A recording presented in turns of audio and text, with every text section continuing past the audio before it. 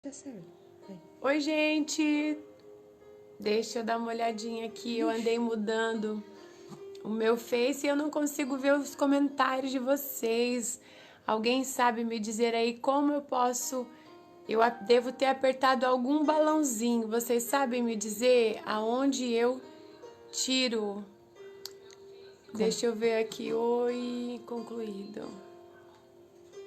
Tá, eu Agora tá agora. aparecendo. Mandem aí alguma mensagem pra mim. Amor, vê se eles estão mandando mensagem pra mim. Aí, agora começou a ver. Agora comecei a ver. Tudo bem, gente? Desculpem aí, nós estamos tentando mudar aí, fazer o melhor para vocês. Ficou melhor assim, gente? Tia Marlene, quem mais está aí? Vai dando a paz do Senhor. Está terminando o nosso curso. Oi, tia Paula. Tudo bem? Deus abençoe vocês. Michele, Deus abençoe. Deixa eu ver, Tatiane, Fabiola. Tá tudo certinho? O áudio tá bom? Gente, já está dando uma tristeza no meu coração. Oi, tia Giane, a paz do Senhor, tia Marlene. Hoje seria a nossa última aula, gente. Mas eu vou dar uma aula bônus, que é a nossa última aula, porque se nós falarmos tudo hoje, até a parte do Santo dos Santos, nós vamos ficar muito tempo e aí a aula fica muito comprida. Então, nós vamos hoje até o lugar santo, falar de todos os utensílios que tem lá. E aí, deixa eu saber onde que eu tenho que olhar aqui para não ficar olhando torto. Fala aí, amor, assim eu estou olhando torto, assim eu estou olhando. Eu inverti o meu celular aqui, eu tô tentando ver como que eu acho aqui. Então tá, gente. Então hoje nós vamos ter a nossa aula. Nós vamos até a página 48. Começaremos hoje na página 39, aonde nós vamos falar sobre as partes do tabernáculo, tá? E vamos até a página 48. O Santo dos Santos, nós vamos ficar para a última aula, tá bom? Porque tem um segredo aí e eu quero terminar com vocês muito bem. Amém? Glória a Deus. Deixa eu dar uma baixadinha, tá tudo bem, amor? Tudo certinho, gente? Vamos começar? Lembrando vocês assim, olha, tinha 5 tias que havia entrado após a nossa última aula. Então, corre lá, tia Paula, tia Edna, tia Rosi, tia... Tem mais alguém? Tem mais 2 lá que agora me fugiu o nome. Já foi mandado o resultado do teste para vocês, tá bom? Então agora vocês vão fazer aquela soma, tá? E depois vão fazer a particularidade do cérebro, do desenho do cérebro, tá bom? Tio Du, a paz do Senhor. E aí vocês que ainda não fizeram, que entraram após, são 5 tias, tá? Podem lá ver o resultado de vocês. Depois fazem a soma. Se tiverem alguma dificuldade, podem me chamar, tá bom? Quem me chamou hoje foi tia Cleide. Tia Cleide, Deus abençoe. Já gravei o vídeo para você, somando o seu quadrante, tá? E quem tiver alguma dificuldade pode me chamar também, tá bom? Gente, antes de começar, nós vamos ter uma segunda turma, já tenho bastante alunos me pedindo, tá? E aí eu vou mandar um bannerzinho para vocês, meus alunos queridos, para enviarem, compartilharem nas suas páginas, falando o que vocês acharam do nosso ensino e chamar para a nossa segunda turma, que vai começar dia 22 de junho, tá? Para mim vai ser um prazer continuar esse estudo. Eu não coloquei mais pessoas, porque daí eu não consigo atender todos. E aí desse jeitinho ficou muito bom, 50 até no máximo 60 alunos, a gente conseguiu atender a todos que nos chamou, tá bom? Depois a gente vai conversar sobre isso. Meus amores, tem mais uma coisa que aconteceu comigo essa semana. Foi triste, mas é bom que eu já vou passar para vocês. Nós temos o nosso grupo das 12 portas de Jerusalém e o Facebook, ele está mexendo em algumas coisas aí E eu fiquei sabendo da tia Lu, que eles excluíram o Facebook dela, fiquei sabendo de tudo isso e fiquei preocupada, né?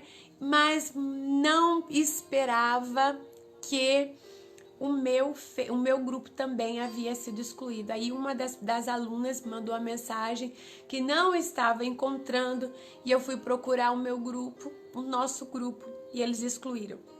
Porém, Deus é tão grande que nós vamos agora então postar as aulas que já estavam gravadas no YouTube, que nunca mais vai acontecer isso. Já salvei todas as minhas aulas das 7 cartas, dos fundamentos, para não acontecer isso. Então você que está desenvolvendo o seu planejamento, não se preocupe, porque ainda essa semana nós já vamos colocar as 4 aulas, tá, que já estavam gravadas, e de bônus, já que o inimigo nos pegou de surpresa, mas Deus não é pego de surpresa, nós vamos regravar com mais algumas atualidades nesse planejamento. E nós vamos mandar. Então, vocês que têm grupos, salvem todas as aulas. Gente, eu comecei a salvar, como já entrei em outros cursos, deixei de salvar algumas aulas e aconteceu isso. Eles estão mexendo em muitas coisas no Face e a resposta que eles me deram é que o meu link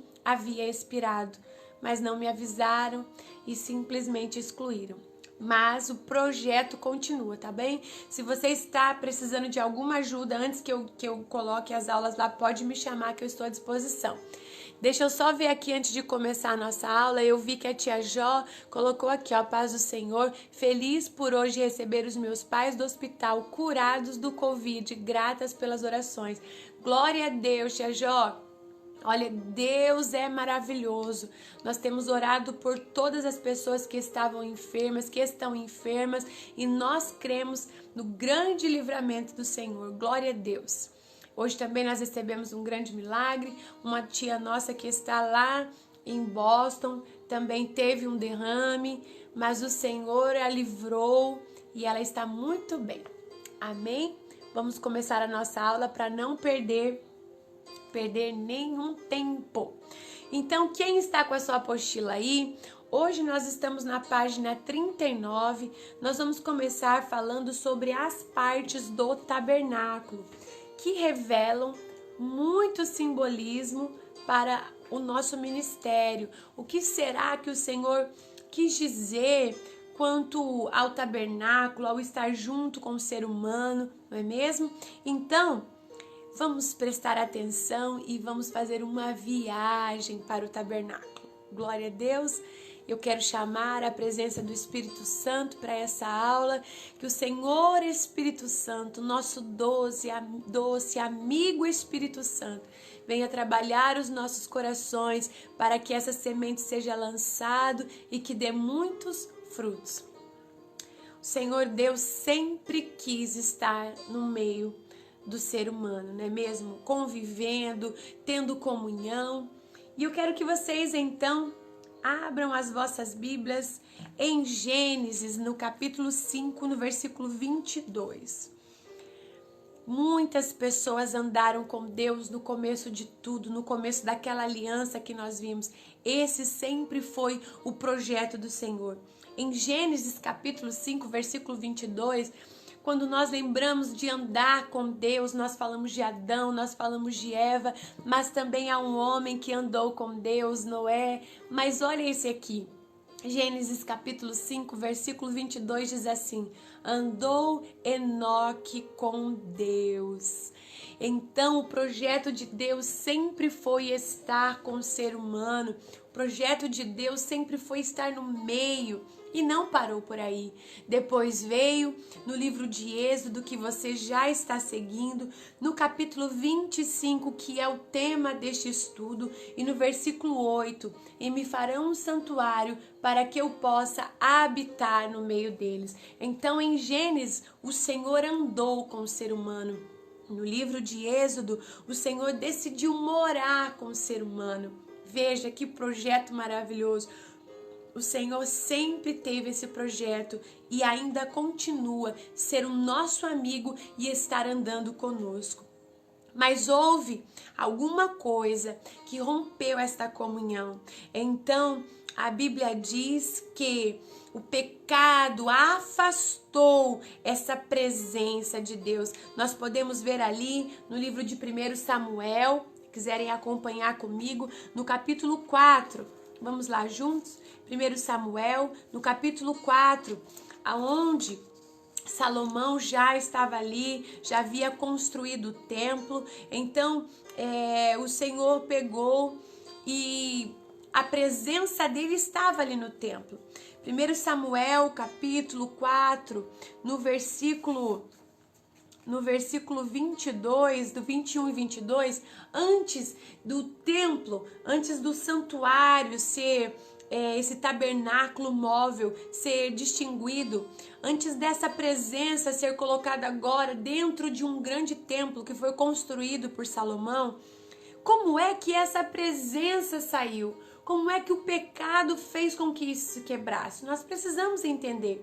Então, ali no livro de 1 Samuel, no capítulo 4, diz assim, que os filhos de Eli prevaricaram contra o santuário, contra o tabernáculo, aonde a presença de Deus estava na arca, certo? Vocês lembram? Só que a Bíblia diz que Ofni e Finéias levaram a arca sem a direção de Deus. E ali os filisteus roubaram a arca, mataram os 2 filhos de Eli, que você sabe toda essa história. E quando vieram avisar Eli, ele já era um homem de idade, já estava cego, ele estava sentado em uma cadeira. Quando ele recebeu a notícia que levaram a arca do Senhor, que levaram a glória do Senhor, a Bíblia diz que Eli caiu da cadeira, quebrou o pescoço. A nora de Eli, se você ler ali comigo um pouquinho antes, a esposa de Finéias estava grávida. Quando ela ouviu essa história, a Bíblia diz que ela teve o filho ali, no momento ainda que não era exato da gravidez. E ao ter o filho, ela deu o nome do filho de Icabô. O que significa o Icabô? Foi-se a glória do Senhor. E ali então nós entendemos que a glória de Deus havia se retirado de Israel, porque a arca do Senhor havia sido tomada à força. Mas e aí? Acabou a presença? Não tivemos mais contato com Deus? Não. A Bíblia continua. Agora vamos para o livro de 1 Reis. Vai anotando aí. No capítulo 8 e no versículo 1. Agora Deus então veio habitar. Primeiro ele andou, depois ele veio morar e agora ele veio habitar. Habitar é diferente de morar.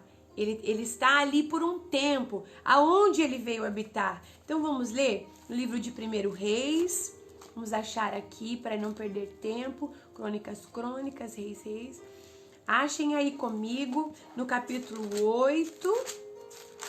E no versículo 1, deixa eu ver se eu vou ler do versículo 1.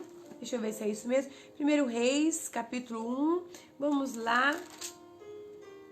Até o versículo 11. Deixa eu ver se eu... tô no 2 Reis aqui. 1 Reis, capítulo 8.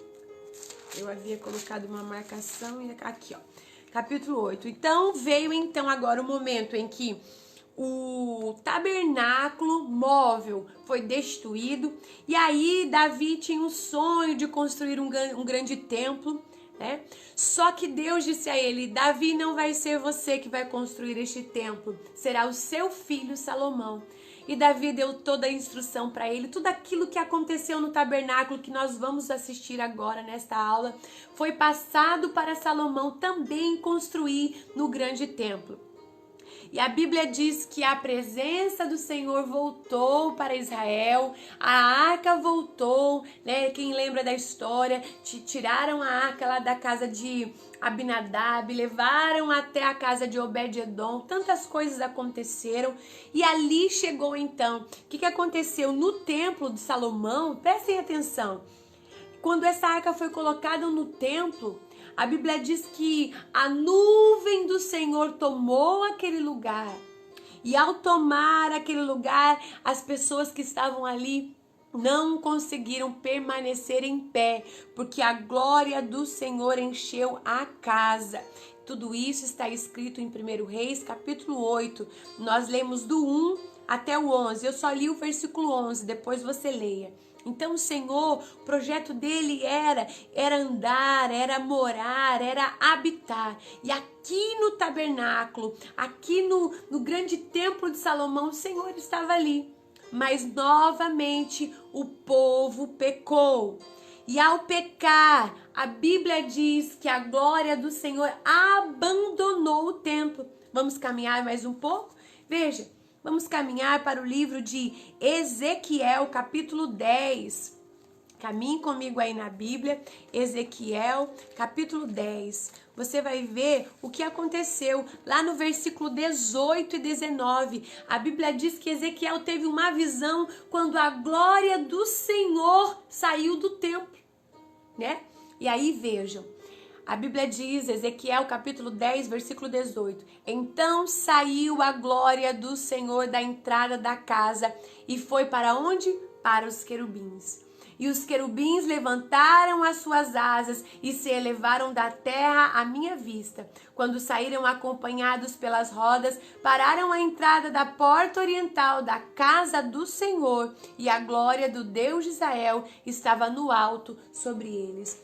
Então, nós entendemos, e há muitos estudiosos que querem saber onde está a arca. Alguns dizem que essa arca, ao sumir, ela foi levada aos céus, por causa dessa visão de Ezequiel.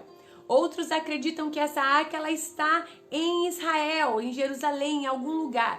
Então, o que a Bíblia não diz, nós temos apenas que interpretá-la a ponto de entendê-la. Então, nós temos aqui, a glória de Deus foi elevada aos céus. Por que que isso aconteceu? Porque o homem sempre pecou.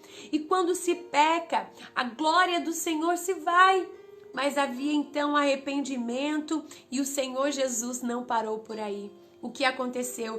Nós também podemos ler no livro de João. Caminhe comigo um pouquinho mais.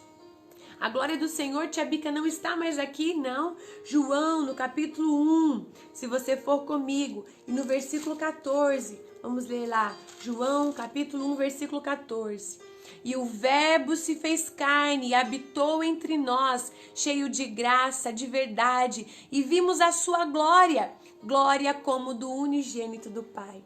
Agora, o Senhor Deus veio habitar no seu Filho, no corpo do seu próprio Filho, que se fez presente aqui na terra. Vejam como o plano sempre foi o mesmo. Deus quis andar, Deus quis comunhão, Deus quis morar, Deus quis habitar. E agora, em que ele percebeu que não havia homem puro bastante, então ele enviou o seu Filho. A glória dele veio encarnada no próprio Filho e habitou entre nós.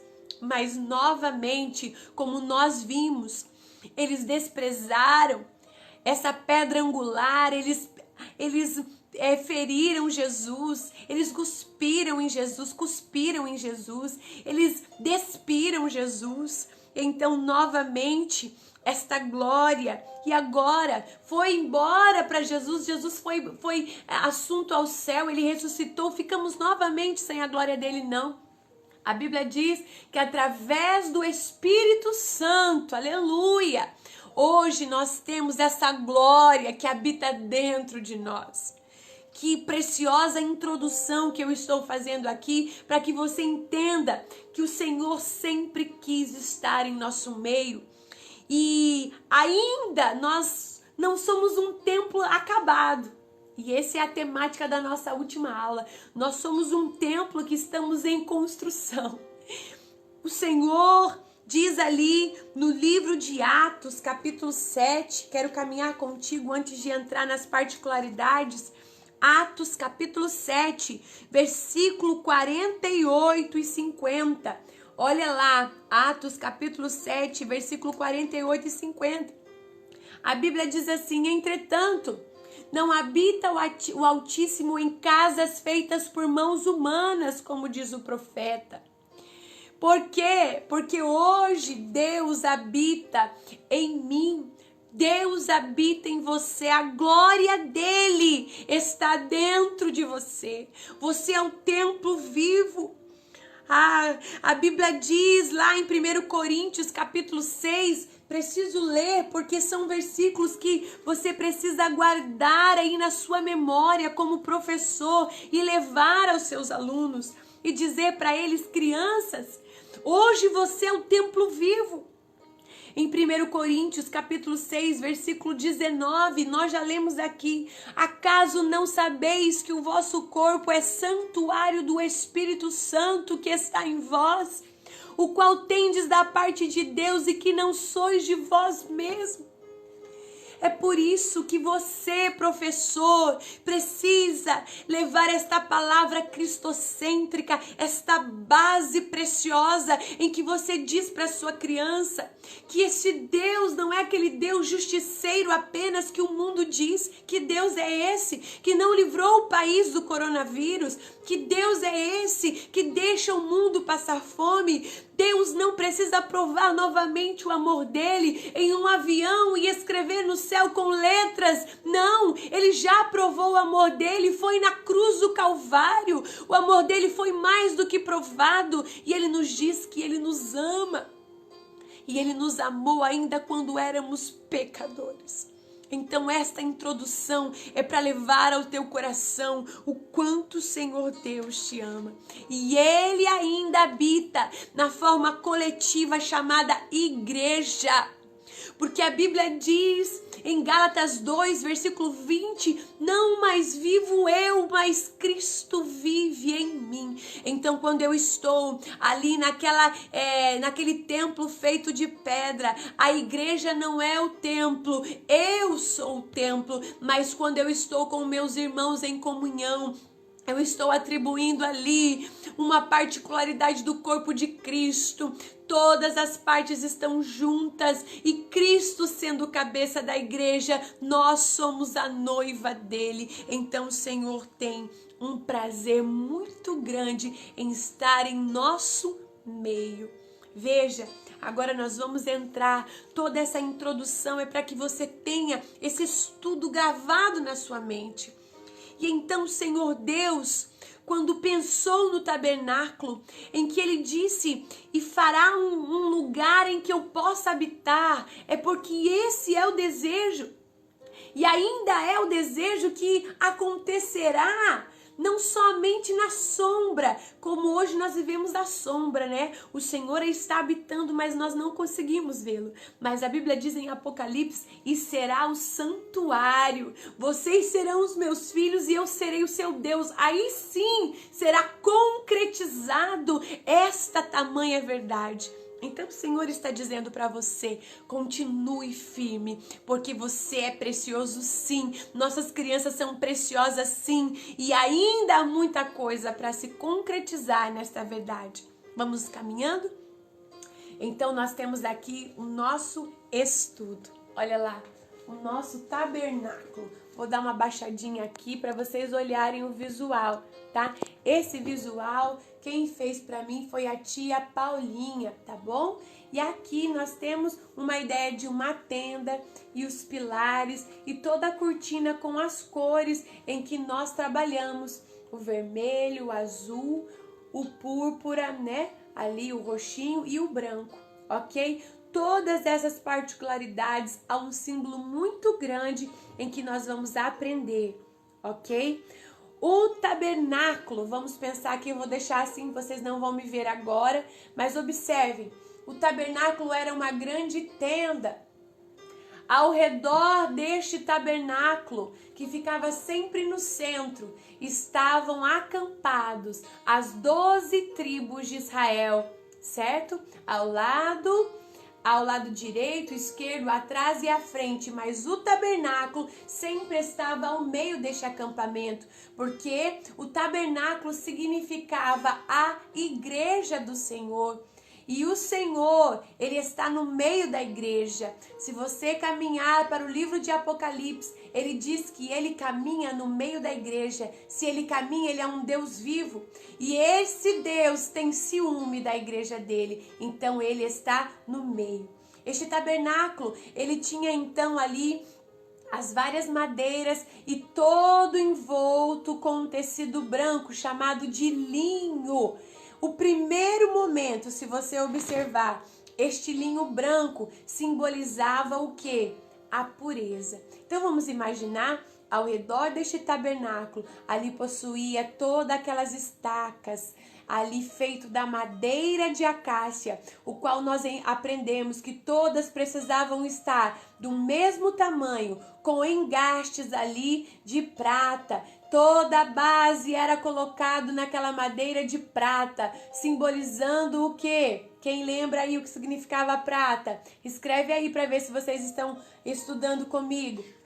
Esta prata, ela significava isso, redenção. Vamos puxar ali, ó. Puxa a nossa aula lá, ó. A prata significava... Me fugiu a memória aqui, para eu não falar errado.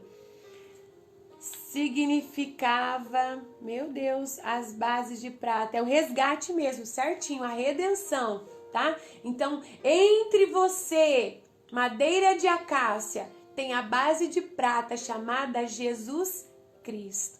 Então, o Senhor quer nos levar a caminhar para este lugar. O que eu quero que vocês pensem? Todo este tabernáculo retangular, só existia uma porta para se entrar. Esta porta. E ela ficava do lado para o leste, aonde o sol nascia, simbolizando que aquela porta é Jesus, que é o nosso sol da justiça. Outra coisa que eu quero que vocês imaginem, que aquela porta significava a palavra o caminho. A primeira porta para se entrar no tabernáculo era chamada como simbolismo o caminho, porque só seremos igreja dos sonhos de Deus quando entrarmos pelo caminho. E quem é o caminho? É Jesus Cristo. Muito bem, vamos caminhando mais um pouco. Quando nós observarmos o primeiro momento, ao entrar ali no tabernáculo, nós vamos entrar no átrio ou pátio. Estão vendo aqui, ó? Aqui vai ficar a letra contrária para vocês, né? Mas é o pátio, ou a Bíblia também significa dizendo átrio, tá? Nesse átrio, os pecadores poderiam entrar e eles traziam ali o animal. E quem sacrificava este animal era o sacerdote. Vamos entrar comigo no tabernáculo? Entrando no tabernáculo pela porta, que se chama o caminho, que se chama Jesus. Você vai dar de frente com o quê? Deixa eu agora abaixar mais um pouquinho, perdão aqui da minha mão. Vou abaixar mais um pouquinho. Você vai dar de frente, primeiramente, com o altar do sacrifício. Gravem aí, a porta significa o caminho. Está escrito no livro de João, no capítulo 10, versículo 9, eu sou a porta, Jesus é a porta. Ninguém vai entrar e chegar a Deus se não passar pela porta que se chama Jesus Cristo. Então o pecador, ao entrar naquele átrio, ele encontrava ali o altar do sacrifício. E o que é que ele levava? Ele levava ali então um cordeirinho. Tá bom, amor, a imagem aí? Ele levava ali um cordeirinho. Esse cordeirinho então ali era sacrificado, olha lá, ó. Tinha toda uma particularidade, né? Então subia-se ali o fogo, as brasas, e ali o sacerdote pegava o sangue do animal e aspergia, tá vendo aqui, ó, nos chifres que tinham em todos os cantos deste altar do sacrifício. Era aspergido o sangue daquele animal, e ali o sacerdote então colocava a mão na cabeça do animal e colocava a mão na cabeça da pessoa que ia pedir o arrependimento. E ali o Senhor perdoava. O que significa esse simbolismo? Esse simbolismo significa Jesus Cristo, que também se entregou na cruz do Calvário, que como um cordeiro veio e derramou todo o seu sangue, e derramou o seu sangue perdoando o meu e o seu pecado. Era isso que Ali o sacerdote estava querendo mostrar àquele povo que não conhecia Jesus como eu e você o conhecemos. Então ali havia todo um simbolismo. Era necessário sacrificar cordeirinhos. Mas hoje o sacrifício vivo e único e suficiente já foi feito. Não precisa-se mais sacrificar nenhum animal. Todo aquele simbolismo ao redor do tabernáculo, aquele linho branco que estava ao redor do tabernáculo, significava o quê? A pureza. Por isso que eu fiz tudo branco aqui. Porque a Bíblia diz em Hebreus capítulo 12, versículo 14, que nós precisamos ter uma vida santa, porque sem santificação ninguém verá o Senhor. É no altar do sacrifício que nós deixamos ali os nossos Isaac, aqueles que tiram o lugar de Jesus em nossa vida. É no altar do sacrifício que nós deixamos ali os nossos vícios, que nós deixamos o nosso eu, que nós sacrificamos a nossa carne. Nós precisamos morrer para nós mesmos, para que Jesus venha. O Senhor Deus quer que você olhe para esse altar e quer que você leve a sua criança a entender que é necessário morrer para o mundo e viver para Jesus. Somente o sangue de Jesus somente o sangue de Jesus pode restaurar a sua vida. E esse sangue, eu quero parar aqui um pouquinho. Esse sangue aqui é o sangue. Deixa eu levantar um pouquinho a imagem aqui. Este sangue, perdão de balançar, há poder nesse sangue. Que sangue é esse, tia Bica? Eu quero que vocês gravem comigo. É esse sangue aqui, ó. É esse sangue que purifica a sua vida. É esse sangue que tem poder para perdoar. Vamos achar lá no livro de Efésios. Efésios, capítulo 1, versículo 7. Este sangue tem poder. Deixa eu pegar a minha Bíblia aqui. É este sangue que tem poder para perdoar os seus pecados. Aonde está escrito isso, tia Bica? Está escrito no livro de Efésios. Gálatas, Efésios. Vem aqui me ajudar, amor. Gálatas, Efésios. Eu quero que vocês gravem e anotem aí. Efésios, eu separei aqui, ó. Efésios, capítulo 1, versículo 7. Acabei de achar. Vejam lá. O sangue de Jesus tem poder para perdoar. Anotem aí. Efésios, capítulo 1, versículo 7. No qual temos a redenção pelo seu sangue, a remissão dos nossos pecados, segundo a riqueza da sua graça. O sangue de Jesus tem poder para nos perdoar. O que mais que o sangue de Jesus pode fazer? O sangue de Jesus tem poder para nos limpar. Vamos caminhando lá para 1 João, capítulo 1, versículo 7. Caminhe comigo pela Bíblia, porque este estudo é pura Bíblia. 1 João, capítulo 1, versículo 7. O sangue de Jesus tem poder para perdoar e limpar. A Bíblia diz: se, porém, andarmos na luz como Ele está na luz, mantemos comunhão uns com os outros, e o sangue de Jesus, seu Filho, nos purifica de todo pecado. Então o sangue de Jesus, aquele sangue aspergido lá no sacrifício, no altar do sacrifício, simbolizava o sangue do nosso Jesus, que hoje foi derramado para perdoar você, para limpar você. Há poder no sangue de Jesus para nos justificar. Vamos correr para Romanos, capítulo 5. Voltem lá a palavra do Senhor. Romanos, Atos Romanos, capítulo 5. O sangue de Jesus tem poder também para nos justificar. Atos Romanos, capítulo 5. Vamos caminhar aqui, ó. Versículo 9. Logo, muito mais agora, sendo justificados pelo seu sangue, seremos por ele salvos da sua ira. O sangue de Jesus nos perdoa, o sangue de Jesus nos purifica e o sangue de Jesus nos justifica. Ele nos justifica para o nosso presente. Ele nos justifica da iniquidade dos nossos atos de agora. Ele nos justifica também dos nossos pecados do passado. E ele nos justifica da ira vindoura. O sangue de Jesus é suficiente para te perdoar em tudo que você praticou no passado, em tudo que você ainda, por ser falho e por estar neste mundo, ele também nos purifica ainda hoje. E o sangue de Jesus nos justifica de toda a ira vindoura. Veja que coisa mais linda quando nós ensinamos para as nossas crianças que há poder no sangue de Jesus. Então elas entenderão que não há o que o sangue de Jesus possa perdoar.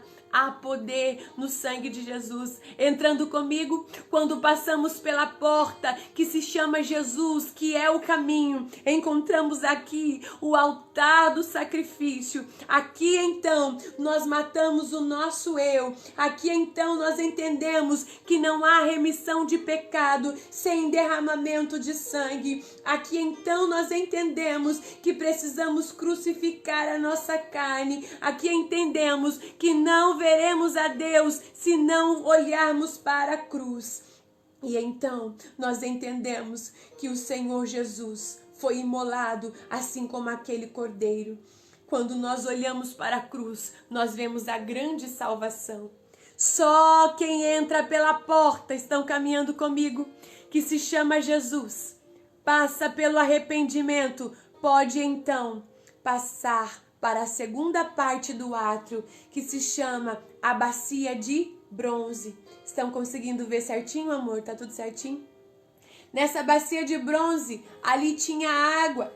Esta água servia somente para o sacerdote. O sacerdote que estava com a sua mão toda suja de sangue, vinha, lavava as suas mãos, tirando todo o sangue do sacrifício, e também lavava os seus pés. Mas, tia Bica, o que significa isso? É que o sacerdote não usava sandália nos seus pés. E então ele estava na terra. Terra significa pecado, mundo. E para entrar no próximo lugar, que se chama lugar santo, é necessário encontrar a bacia de bronze, encontrar as águas que nos lavam. A bacia de bronze, ela nos leva a lembrar da palavra de Deus. Toda a bacia era feita de bronze. Dentro da bacia, ela era toda feita de espelho, que as mulheres, quando saíram do Egito, entregaram para a construção. E ali, quando o sacerdote ia lavando as suas mãos, olhava para o espelho e via o quanto ele era falho. Por isso, nós hoje somos sacerdotes do Senhor. Nós precisamos todos os dias nos lavar na palavra do Senhor que nos purifica. A Bíblia diz em 2 Coríntios capítulo 3, versículo 18, vamos caminhar lá, Romanos Coríntios, 2 Coríntios capítulo 3, versículo 18, vamos achar aqui. Aonde está? 2 Coríntios, capítulo 3, versículo 18. Veja o que o Senhor diz. E todos nós, com o rosto desvendado, contemplando como por espelho a glória do Senhor, somos transformados de glória em glória na sua própria imagem, como pelo Senhor, o Espírito. Quando nós olhamos para a palavra de Deus, é como estarmos olhando para um espelho. Ela nos demonstra as nossas falhas. E o Espírito Santo então vai dizendo, tá errado, não vai por aí, seja manso. A palavra do Senhor, ela vai nos purificando. Veja que lindo. A palavra do Senhor diz ainda no livro de Tiago, no capítulo 1, vamos caminhando um pouquinho mais, Hebreus, Tiago. Veja o que o Senhor está querendo dizer.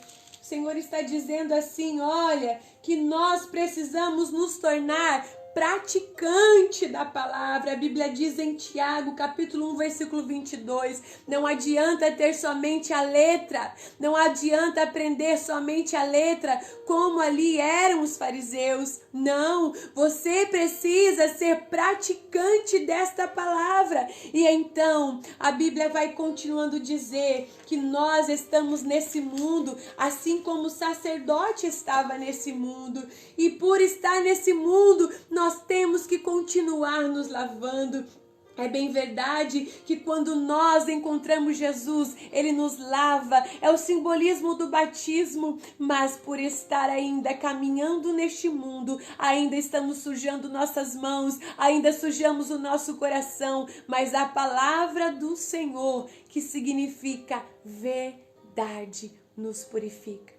Vamos caminhar mais um pouco? Quando entramos pela primeira porta, que significa o caminho, passamos pelo altar do sacrifício, olhamos para a cruz, então nós passamos e encontramos a verdade. Quando encontramos a verdade, nós podemos então passar pelo véu. E esse véu nos levará para a segunda parte, que significa a verdade. Ao caminharmos pela segunda parte, a verdade é chamada, deixa eu subir um pouquinho o celular aqui, o santo lugar. Somente quem passa pelo caminho, somente quem olha para a cruz e deixa o seu eu, então encontra a verdade, pode entrar no santo lugar. Que coisa mais linda! Sabe o que é que eu entendo isso? Eu entendo que lá no santo lugar representa tantas coisas e nós vamos agora aprender. Deixa eu baixar mais um pouquinho aqui, perdão de baixar aqui, tá bom, amor? Acho que um pouquinho mais assim, ok? Conseguem ver? Não, o candelabro cortou. Estão vendo aqui? Nós temos 3 utensílios no santo lugar. Nós temos à direita, nós vamos encontrar a mesa da proposição, dos pães da proposição. À esquerda nós vamos encontrar aqui, nós vamos encontrar o candelabro. E também depois nós vamos encontrar o altar do incenso. Estão vendo? O que significa, tia Bica? Encontrar a verdade. O que significava a mesa do pão da proposição? Olha lá. Nesta mesa, nós então temos aqui, ó, os 12 pães. Eles eram colocados naquela mesa, eram feitos pelos levitas. Esses 12 pães simbolizavam as 12 tribos de Israel. Mas também simbolizava Jesus, o maná que desceu do céu.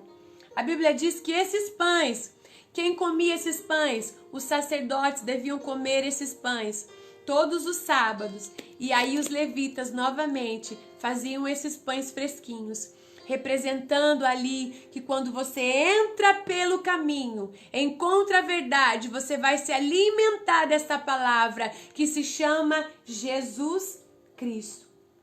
A Bíblia diz que Ele é a nossa satisfação. Quando nós lembramos do pão, nós lembramos do pão vivo que desceu do céu. Todos os dias caía ali no deserto e eles tinham que comer somente daquele dia. Não se podia esconder o maná, dependendo do Senhor para o amanhã. Quando nós nos alimentamos dessa palavra todos os dias, nós encontramos satisfação. Quando você, professor, se alimenta da palavra, do pão, você encontra satisfação. Quando a criança se alimenta da palavra, ela tem satisfação. Não em coisas, não em objetos, mas em Jesus, que é o pão vivo que desceu do céu. Nós precisamos ter esta palavra como pão para as nossas vidas. Depois nós andamos mais um pouquinho. À esquerda daquele santo lugar, tinha-se ali então o candelabro. Conseguem ver? O candelabro ele tinha 7 hastes. Em cima dessas lâmpadas aqui, eram como romãs. Todos os dias eram colocado azeite nessas lâmpadas. Quem é que vinha colocar o azeite? Quem é que vinha colocar o azeite? Quem vinha colocar o azeite pela manhã e pela tarde eram os levitas. A Bíblia diz que esse altar não poderia se apagar. O fogo arderia continuamente sobre esse altar e não poderia se apagar. A Bíblia diz que eu e você somos tabernáculos, templo vivo. E o Senhor Jesus, a Bíblia diz, tá faltando uma aqui, ó, que nós somos a luz do mundo, nós somos o sal da terra. Eu tirei uma das pilhas aqui e esqueci de colocar. Todas essas lâmpadas aqui não podiam se apagar. O azeite devia estar aqui. O que significa esse azeite? Significa a presença do Deus vivo, do Espírito Santo. Outro exemplo, Apocalipse. A Bíblia diz que João viu um que andava ao redor dos candelabros, dos candeeiros. Os candeeiros significava a igreja, que foi chamada para ser luz do mundo. Eu e você somos a igreja. Nós precisamos ser luz do mundo. A Bíblia diz que João, inspirado por Deus, por Jesus, pelo Espírito Santo, disse: a igreja que não for a luz do mundo, ele retiraria o candeeiro. Há muitas igrejas que já perderam a luz da revelação da palavra. A luz já não brilha mais naquele altar. O Senhor retirou a presença dele. Mas a Bíblia diz que eu e você somos a luz deste mundo. Somos o sal da terra. Ei, você foi chamado para brilhar. A presença do Senhor precisa estar na sua vida continuamente. O azeite do Senhor, a presença do Espírito Santo, ela precisa estar. Quando Jesus vem, ele tira a borra da sujeira que pode estar aí da sua vida. Quando o Espírito Santo vem, ele sopra e ele vê um pavio fumegante apenas, mas ele diz: ainda tem um pouquinho de adoração, de oração. Então ele vai e sopra e derrama novamente o azeite dele na sua vida. Aleluia! Você foi chamado para ser luz neste mundo. A Bíblia diz que a palavra do Senhor é lâmpada para os nossos pés. É essa lâmpada que precisa conduzir as nossas crianças. É essa lâmpada que precisa ser ensinada todos os dias na sua sala de aula. É essa luz que precisa brilhar. Você, igreja, tem uma missão: brilhe. Mas você não tem luz própria. Você foi chamada para refletir Jesus. As pessoas precisam olhar a sua vida e ver o brilho do Espírito Santo.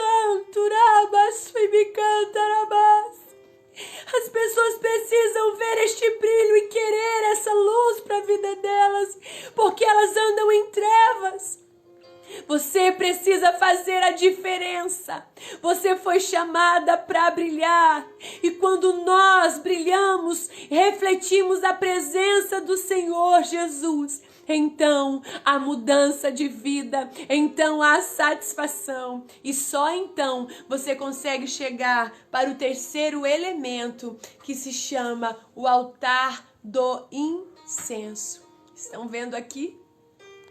Aqui esse altar do incenso, para que ele fosse aceso, somente o sacerdote podia vir. As brasas eram retiradas lá do altar do sacrifício e eram trazidas para este altar. Colocava-se a brasa neste altar e então as especiarias eram colocadas aqui nas bandejas desse altar. Essas especiarias têm todo um significado.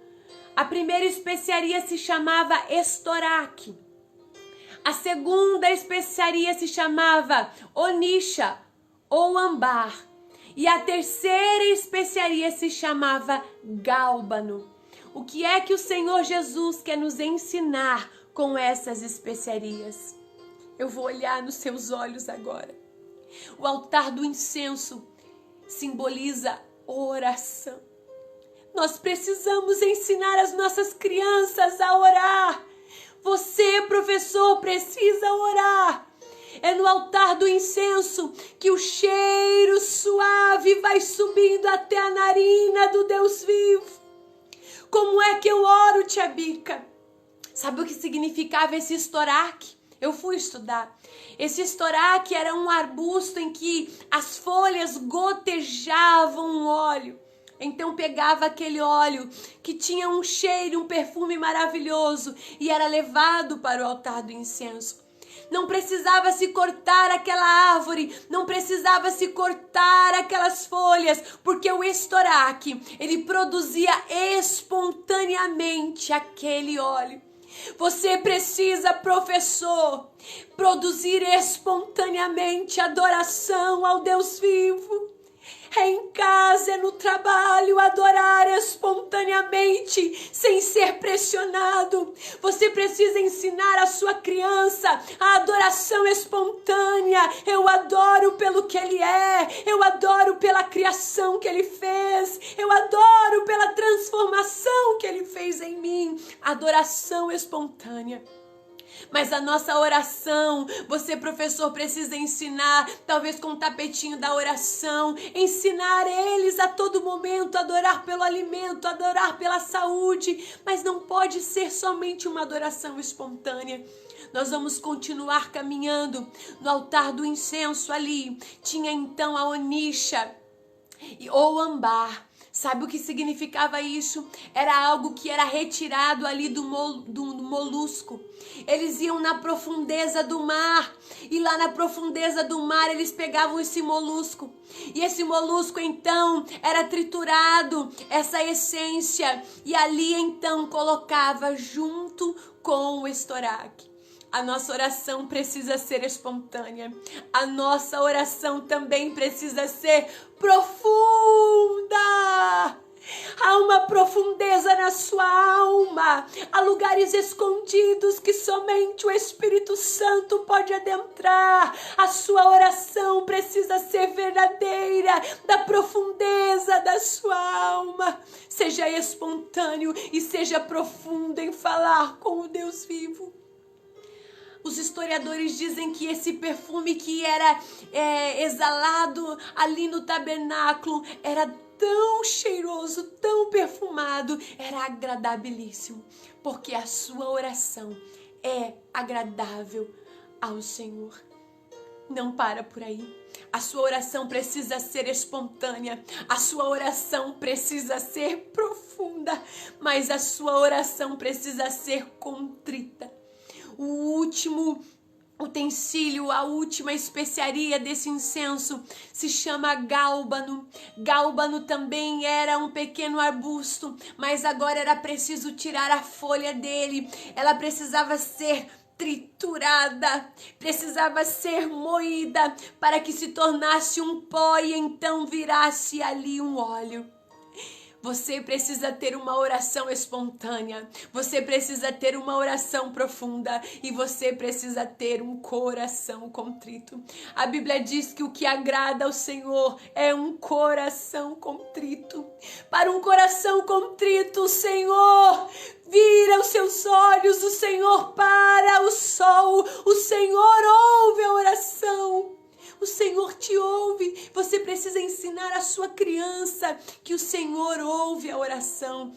E então é aqui, no altar do incenso, que as nossas orações vão subindo às narinas do Senhor.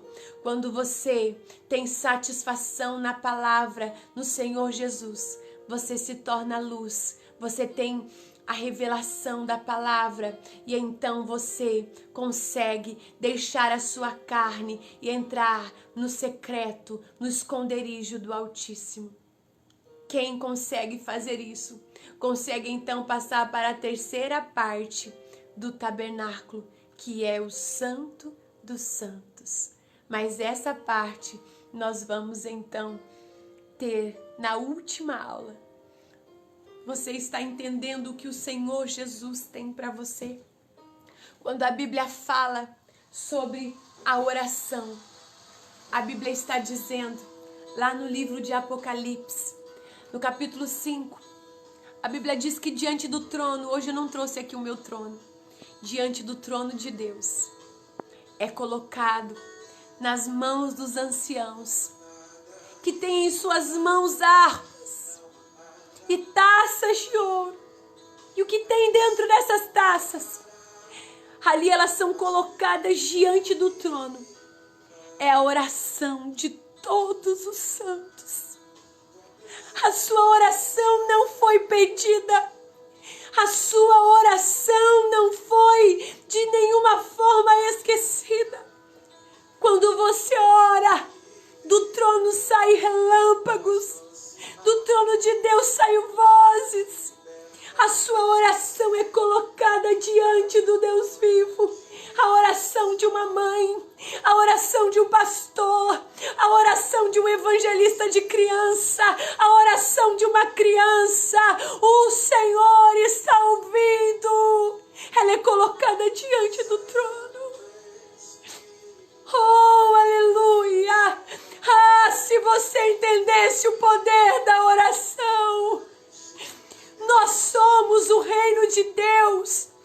O reino de Deus já está entre nós. Quando a igreja do Senhor ora, ela está reinando com Ele. Diante de uma oração há mudanças. O Senhor reverte a situação. A igreja não pode parar de orar. É no altar do incenso que você esquece o seu eu. É no altar do incenso que você é colocado diante da presença do Altíssimo. Eu só quero falar para você que a oração, ela é diferente. Você não pode parar de orar porque você passa por alguns níveis de oração. Talvez quando você começa a orar, a sua mente ainda está dizendo: eu estou cansado. Você ainda boceja. Mas não pare, começa ali, mortizar a sua carne, sacrificar a sua carne e começa a dizer: Santo, Santo, Santo, Santo. E então você vai esquecer a sua carne e você vai começar a adentrar no Santo dos Santos. Somente quando você entrar no secreto, você vai estar escondido na sombra do Altíssimo, na sombra do Onipotente. Quando você levar a sua criança a uma adoração verdadeira, ninguém vai tirar dela essa base. Nós precisamos voltar a ensinar as nossas crianças a orar de joelho, a adorar. A oração, ela pode ser de intercessão, ela pode ser de clamor, ela pode ser de confissão. Nós precisamos orar. O Senhor Deus está te chamando à oração novamente. Eu não posso terminar esta aula sem dizer: ore um pouco mais. Todo aquele tabernáculo era sombra de algo que nós conheceríamos.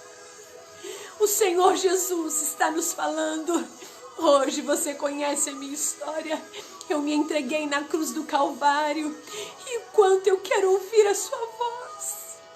As crianças só vão entender isso quando elas pararem um pouco.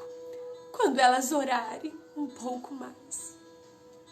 E eu estou olhando aqui, vendo se eu esqueci alguma parte da história. A Bíblia diz, em Salmos 51, versículo 17, que nós somos o bom perfume de Cristo. Aleluia! A Bíblia fala de uma igreja chamada Esmina. Esmina lembrava da mirra que aquela cidade produzia. Elas produziam um perfume maravilhoso, mas aquela cidade estava sendo torturada. A Bíblia diz que elas estavam presos, que resgataram o dinheiro deles, mas mesmo assim, mesmo sem dinheiro, mesmo sendo mortos muitas vezes, escravos, eles conseguiam exalar o bom perfume de Cristo. A igreja pode estar sendo triturada, amassada, perseguida, mas ela precisa exalar o bom perfume de Cristo. Como é que a gente faz isso? Não negando Ele. Doa o que doer, não negando a presença dEle. Hoje, nesses tempos de isolamento, talvez a igreja foi muito acomodada em aceitar a não cultuar. Há lugares que elas não estão sendo perseguidas por não cumprir um isolamento por causa de uma doença, não. Elas estão correndo risco de morte. Há pessoas que estão sendo degoladas nesse momento, mas que não deixaram de exalar o bom perfume de Cristo. A Bíblia diz que eu e você somos a igreja dele. E nós não podemos deixar de exalar o bom perfume de Cristo. Aleluia! Vocês estão gostando da aula? Eu queria saber se vocês estão entendendo a profundidade. Aleluia! A profundidade que o Senhor quer que você leve à sua aula. Ela precisa ter etapas. Ela não deve ser planejada apenas para o lúdico. Ela precisa levar a sua criança à adoração. Ela precisa passar pelo altar do sacrifício. Ela precisa passar e permear pela palavra. Ela precisa lembrar a criança do pão verdadeiro. Ela precisa lembrar a criança da cruz. E ela precisa levar a criança a orar. O Senhor Jesus está nos chamando a voltar para o altar da oração. E eu quero dizer para você, aluno querido, que me ouve nesta aula, muito obrigada pela sua atenção, por poder passar o que o Senhor Jesus revelou a mim. Então, continue dizendo aos outros, participem desse curso. Sabe, não é questão de finanças, é muito pouco. Essa apostila aqui, ela é mais valiosa do que muitas coisas que nós investimos em um lanche, em talvez um laço de fita. É algo que vai nortear a nossa vida. Eu quero dizer a você, se puder indicar, o Senhor tem me incomodado muito em falar mais da palavra. E o que eu tenho feito é ministrar a palavra. Eu quero agradecer a você. Vocês entenderam a aula de hoje? O que vocês acharam? Acharam precioso o estudo? Estão achando na nossa última aula? E eu gostaria de avisá-las que nós teremos a nossa última aula. Não faltem, assistam novamente as aulas. A nossa última aula vai falar sobre o Santo dos Santos, onde o sacerdote entrava apenas uma vez no ano. Mas o Senhor Jesus está dizendo hoje que você e eu temos o livre acesso. E nós somos o palco da glória de Deus hoje. Somos o palco da glória de Deus. Obrigada, obrigada pelo momento. Nós estamos aqui com 26 alunos. Que Deus abençoe sua vida. Se você tiver alguma pergunta, pode deixar aqui. Eu não fui lendo aqui as perguntas. Deixa eu ver. Glória a Deus, 1000 glórias a Deus. Eu vi que vocês foram entendendo. Eu senti muito a presença do Senhor. O Senhor Espírito Santo, Ele é tremendo, tremendo. Glória a Deus. Mandem aí um coraçãozinho, olha lá, ó. Coraçãozinho para vocês. Dizer que no livro de Tiago, para eu terminar. Tiago, gente, isso aqui é a Bíblia. Vamos lá. Tiago, capítulo 3, versículo 17. Para você que investiu nesse curso.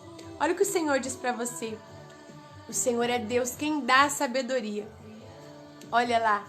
A sabedoria, porém, a lá do alto, é primeiramente pura, depois pacífica, indulgente, tratável, plena de misericórdia e de bons frutos, imparcial e sem fingimento. para buscar a sabedoria, a Bíblia diz em Provérbio que você precisa buscá-la como um tesouro, como se busca prata. E é o que você e eu estamos fazendo, buscando sabedoria do alto. Não a sabedoria, se você lê ali, ó, da terra, que machuca, que sobe no outro. Não. A sabedoria do alto, ela primeiramente te faz puro. Quem é sábio de Deus é pacífico, não compete. Quem é sábio, ela é tratável, não é uma pessoa casquinha de ovo. Quem é sábio, dá bons frutos, é misericordioso e não tem fingimento. Glória a Deus, gente! Um beijo para vocês. Até a nossa próxima aula. Que Deus abençoe. Até segunda-feira. Meu coração já tá apertadinho. Beijos, amo vocês. Tchau, gente. Se puderem compartilhar aí, compartilhe quando vai ser o próximo curso. Ô, glória! Agora no finalzinho de junho nós vamos lançar para julho o nosso próximo curso, que vai falar sobre o arrebatamento. Inclusive eu vou chamar vocês. Sábado eu estarei lá na página da tia Sônia falando sobre o arrebatamento. Vem conosco, mas nós teremos um curso próprio, tá bom? Em julho vai ter o nosso curso para o arrebatamento, que eu estou montando uma apostila maravilhosa para ter revelações do alto. Deus abençoe vocês, gente. Glória a Deus.